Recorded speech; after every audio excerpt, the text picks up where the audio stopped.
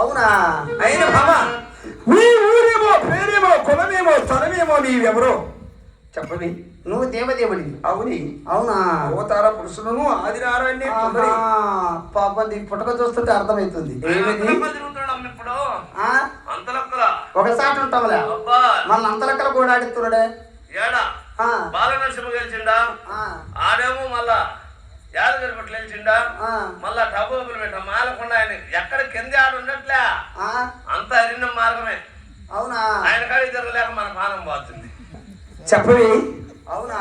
నీ పేరేమో చెప్పు. మేమెవరు తెలుసా? చెప్పవి. చెప్పవి బావా.